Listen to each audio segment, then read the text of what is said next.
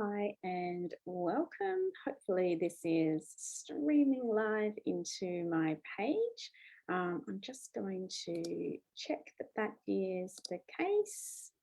Looks like it is, which is great. Okay, so good morning and welcome to another Friday. And this morning I'm doing another live and just a bit of a series about let's talk about communication. And last Friday I was going to do this presentation, but our camping trip took us out of range and I wasn't able to do it. So I thought I'll just push it back a week.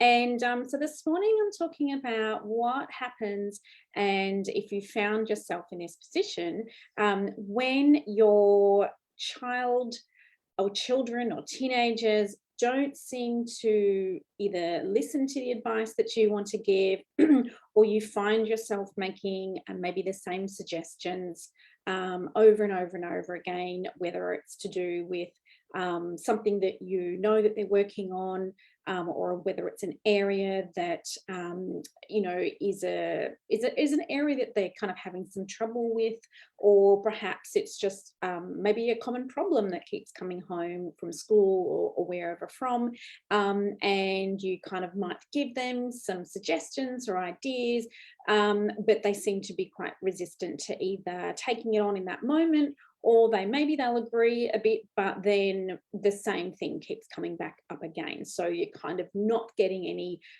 traction or not getting any change on these areas. And you can feel yourself kind of frustrated with this, and perhaps feel that are they just deliberately not listening? How can I get them to listen? How can I get them to come on board?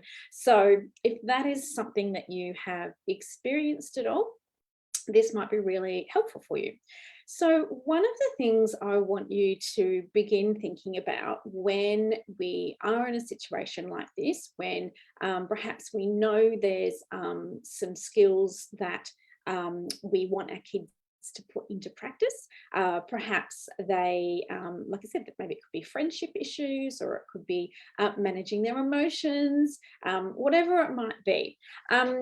When we're asked to consider something new, if you've been in that position yourself, thinking about what kind of emotions might arise when we have a problem and somebody gives us some advice. Sometimes you might be like, yay, that sounds fantastic. I want to absolutely do it. Other times you might notice other kinds of emotions that come up. Maybe there's a bit of anxiety, maybe there's a bit of hesitation, or maybe you find yourself coming up with reasons and excuses about why you can't implement that advice. Even if it sounds like really good advice in theory, you might be like, yes, but, or that would be great, however, this, and this. So we can find ourselves finding reasons why we can't do the advice, why we can't implement the advice. So when we find ourselves in that position, and a lot of adults definitely do, I know I have myself, it's probably, hitting on some emotions such as anxiety, and just trepidation about making a change and about what that means, about how much effort that might be. So if we get those kinds of feelings coming up for us, our kids do too. So, and again, it might feel like we're asking them to do something not that big. Like it might be like, this seems really simple. This will really help them. Why can't they just do it? But if we think about the equivalent for an adult, again, it might look like an easy kind of fix. It might look like an easy sort of change to make, but we can still hit up a lot of those anxieties and concerns about, is the effort going to pay off? Is it going to be worth it to put in that effort to make that change? Even though we want the change and we want to make things better, it doesn't mean that someone giving us the solution or knowing what we have to do is actually easy. So what I ask you to think about is that perhaps that kind of emotion comes up for your child or children or teenager as well. Does change in general, the idea of asking them to do something different to what they're already doing, bring up anxiety? And Are they concerned perhaps about how much effort they're going to have to put in to do that? And if they're not convinced that the effort is going to be worth it, if they're not convinced that they've got the capacity to do it as well, then you're likely to going to get either excuses about why they can't, or agreements in the moment and then not able to follow through, because just having a good intention about something doesn't mean we're actually going to be able to implement it. So we really have to be thinking about how we can have conversations with our kids and teenagers about these things, about the emotion, about putting in effort, about the anxiety, about making a change, and helping them acknowledge that that's probably what's going on, or could be partly what's going on, and that it's okay and it's normal. So really seeing it perhaps for what it is, rather than just saying, oh well, they just don't listen, or they're just resistant, or they just want to stay ignorant, or they don't want my help. Maybe kind of going, could it be something else going on, and having a conversation around that, and acknowledging that trying to do new things is tricky, and it takes effort, and it takes not just effort, it takes a plan as well. Again, if making change was as easy as knowing what to do and just doing it, it wouldn't be as challenging as we know that it is. That it really takes a lot of mental work, and it takes a lot of consistency as well. So acknowledging that first and foremost, that could be happening, and sitting down with your child and exploring some of those emotions that we've already talked a bit about, how you can do that and how you can have conversations with your kids around that, but certainly around, advice and saying, hey, I just noticed we have this conversation, and even though you say yeah, or maybe you say no, I'm wondering what's going on there, and wondering whether this could feel like really overwhelming, asking to do this, or maybe it seems too big a problem, perhaps we need to make it smaller, or so having conversations like that. The other thing is, sometimes when we're thinking about what's helpful for our kids and teenagers, we have a perspective that is different from theirs. They're in their lives, they're in their day-to-day experiences, and they don't have as much life experience to see how different things connect. They don't have that experience, that ability to zoom out and see patterns and repeated kind of things over time in the same way that we do. They're much more in the moment, and that's fine. That's where they should be. It's an amazing ability that they have to be so in the moment. However, it doesn't make it easy for them to see how one behaviour or one activity can lead to other ones. And I suppose when we're wanting positive change for our kids, or we're wanting them to build some skills, we know that there's kind of like a progression and a connection of building blocks, one skill upon the other. So we can kind of see that, and we want that for them, because we can see how that's going to lead to maybe a better future for them, or develop friendships down the track, or better emotion regulation, or whatever it might be that we're wanting them to work on, or to build on. So if kids don't know that kind of zooming out ability, and how that they're just in the moment, they're just living their life, and they might not be happy with how things are, but that's their vision, and their view of things is maybe quite different to ours. So part of our job to help them move through that change process is asking them questions about how they are currently, and seeing if we can get them to reflect a little bit on how things are, and whether they've got some ideas about how things could be different. Now, I should say that this is probably not for children in that preschool age period. It's probably more for kids who have moved into an ability to have that reflective kind of perspective on themselves. So primary school upwards. When they're younger, not so much, they don't have as much ability to kind of do that self-reflection and thinking about things. We're going to be any change that we're going to want to be doing with them, we're going to be the one probably making the biggest part of that change without necessarily them having to be on board or part of it, because it's often more about relationships and how we can support them that way. But if we've got children and teenagers who have some capacity and actually need to take on responsibility and make some changes, then we're going to need to have them on board. So otherwise, again, we're just pushing and we're feeling frustrated and they're feeling frustrated and things like that. So definitely think about some kinds of questions that start to get them considering whether they would like things to be different, whether they can imagine things being different, and whether that would be a positive thing.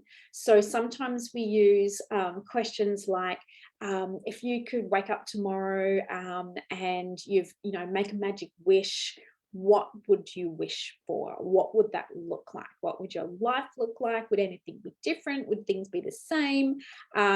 Those kinds of things. So getting into some imagination and some magical thinking to see whether it shows what they're actually really desiring, that really help them look at themselves and look at going, I actually do want things to be different, but all this other stuff just keeps getting in the way. So, but if you don't have that acknowledge and you can't kind of go, yeah, you really do want this and I want this for you too, how can we work together?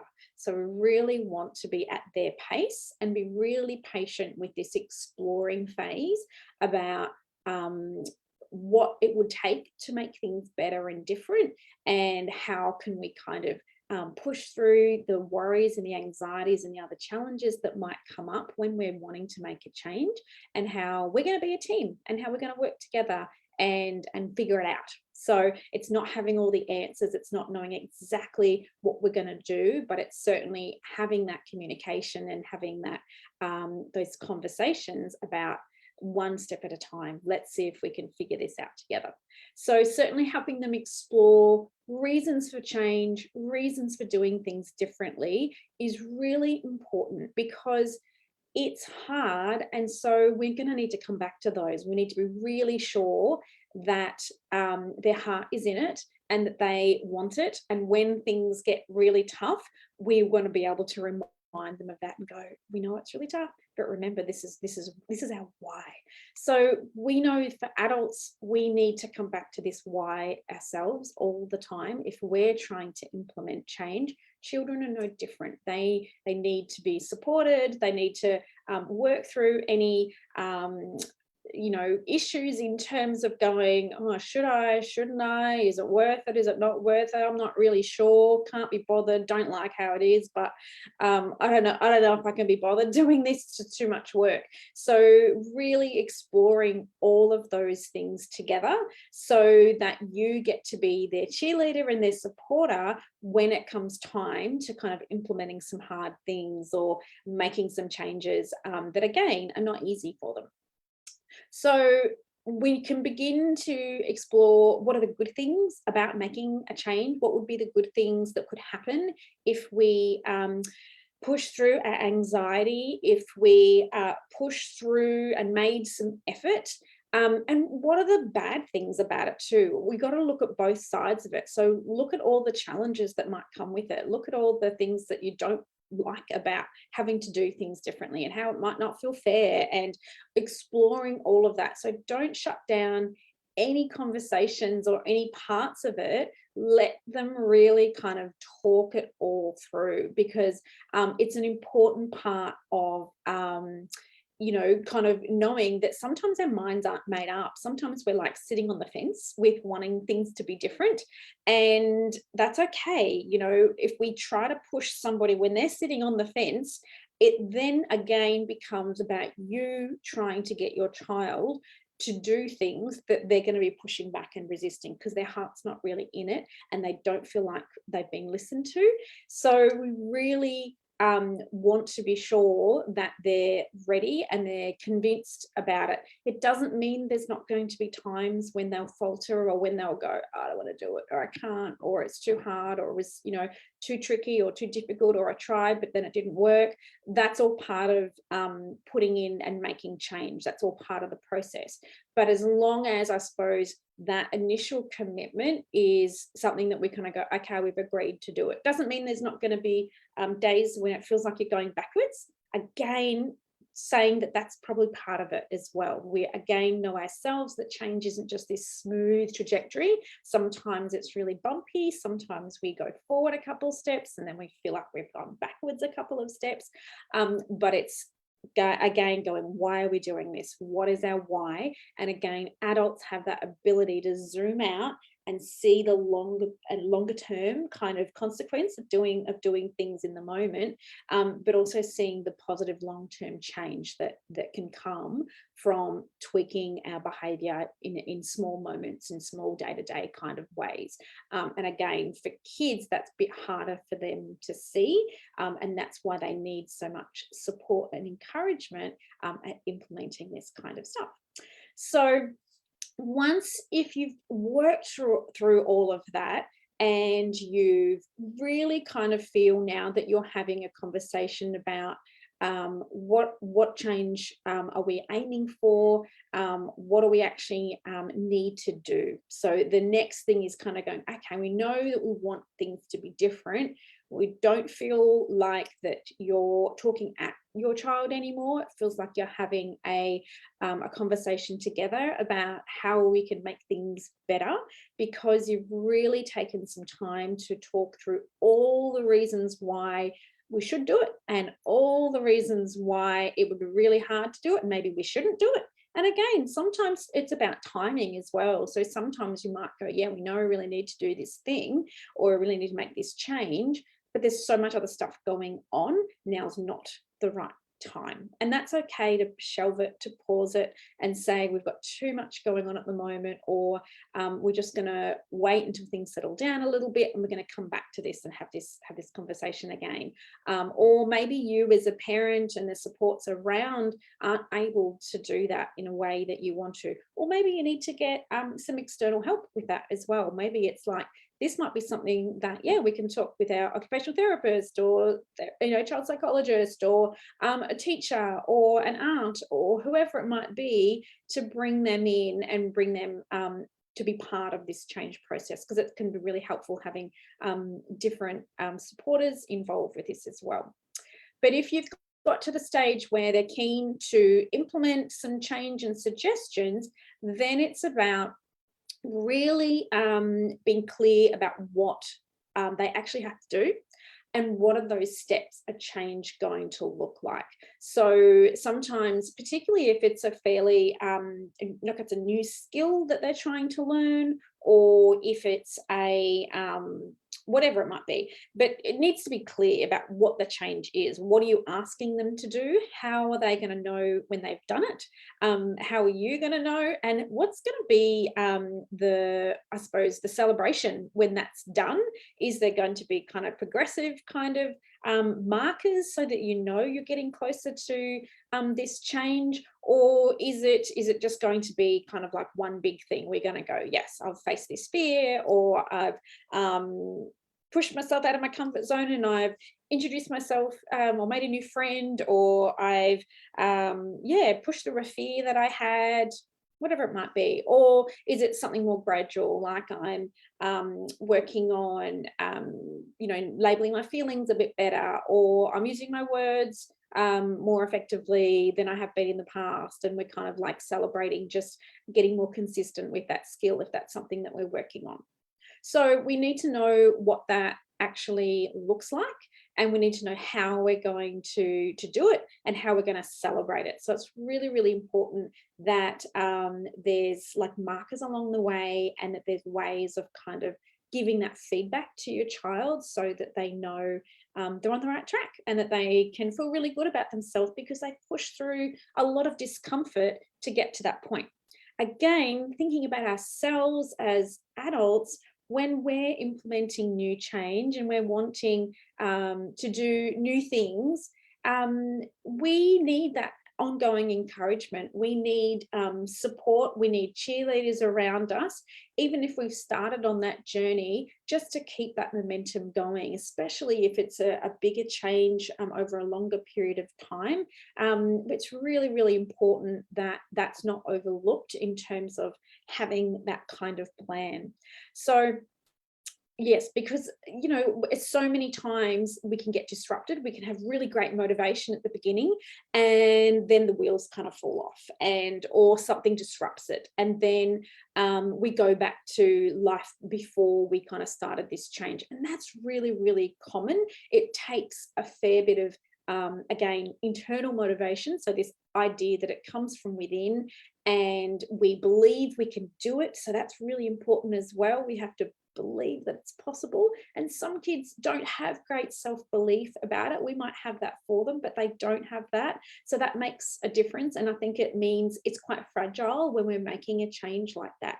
So we need to believe in it, and we really need to know what we're doing. We need to be able to tick kind of different stages off, and have people around us to support our journey and to keep kind of going, because it takes quite a while before those initial changes gradually become part of our day-to-day kind of living, or they become part of who we are or part of what we do. And that can take some time before it gets to that space where it kind of feels a bit easier.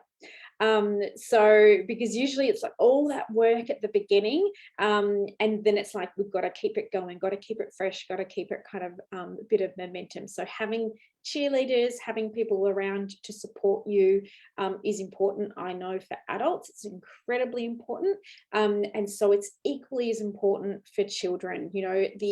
Because even if their enthusiasm, if you get enthusiasm up and nice and high at the beginning, that can easily run out of energy and run out of steam. So it's really important that we know that that's likely to happen. That's just kind of a typical thing that happens when we're implementing kind of a change. So we prepare for it and go, right, what's going to happen when it feels kind of like we're pushing uphill together? What are going to be some ways that we can kind of keep reigniting that enthusiasm for the change? We're going back, remembering our why, so documenting stuff is really important, I think. So, writing stuff down, again, works for adults, but definitely similar way, do it for kids. Make a poster, make reminders, chat about it as well, reflect on any growth that's happened as well. So that's part of that celebration. If there's been a little shift, then really celebrate it. Really kind of go, it might not feel like we've made big change, but look at what you used to be doing, or look at the kind of conversations, and even just that shift to feeling like it's your idea and you're pushing them, or it's your advice that wasn't being taken, and kind of going, hey, we're a team now. Like, look at that. Like, it doesn't always work, but you were trying it, and when you did try it, how amazing was that? Even if it didn't go exactly to plan. So always kind of looking for little bits of movement, little bits of behavior or attitude to celebrate, whilst acknowledging all those tricky emotions and all those strong objections that come often from anxiety, which is about trying to protect ourselves from failure and from doing things wrong and embarrassment and all those things. So really kind of acknowledging all those emotions we have to work through to even start this journey of trying to implement something. So I hope that has been a helpful way of looking at how do you get your kids to listen, especially, like I said, if it's something that you feel like you're kind of having a conversation with again and again and again. I would strongly encourage you, if that has happened for you, to find some time to, when it's not having that issue raised, but take a moment and kind of sit down and kind of go and reflect and notice and go, I've noticed that this thing keeps coming up again and again, and we talk about it, but nothing kind of happens. Wonder what's going on there, and let's chat a bit about what's getting in the way of being able to do that advice. And often advice, I suppose, is this idea that it comes from outside us.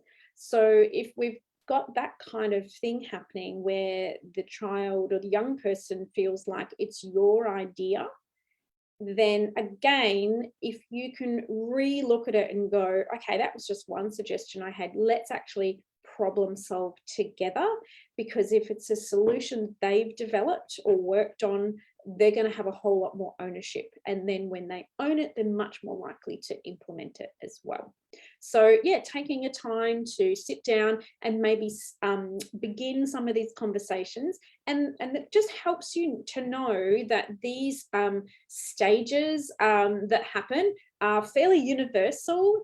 And like I said, if once we kind of acknowledge the different stages, we can kind of work through them a little bit together, and we can also plan for like, how do we move to the next stage. So I hope that's been helpful. I did do a bigger talk on this inside my All the Gems group. So if you're where I chatted, I think for about an hour and a half, I think, unpacking it, and a workbook as well that came with it in a lot more detail. So if that's something that you're interested in, please, I'll pop All the Gems link in there if you're interested. But I'm just going to quickly check and see if I can open up my phone, see if we've got anybody on here with me live that might have any questions at all. Let me just see if I can see it or not. And even if you are joining me and you've got a question, just pop it in the box and I will come back later today and do my very best to answer it for you.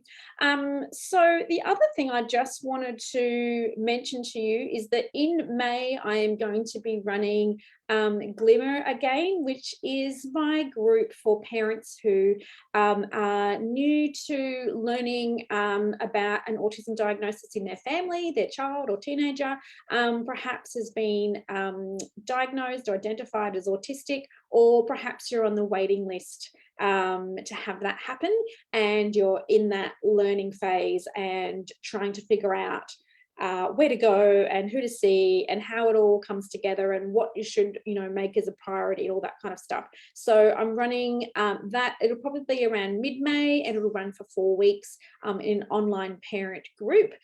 So if that is something that speaks to you, or you know of somebody who could really use that kind of support, I'm going to pop the link in for that as well. And you can check out the page there and see whether that would be useful for you. So I would love to be able to give you some support from my perspective of having worked in this space for a while.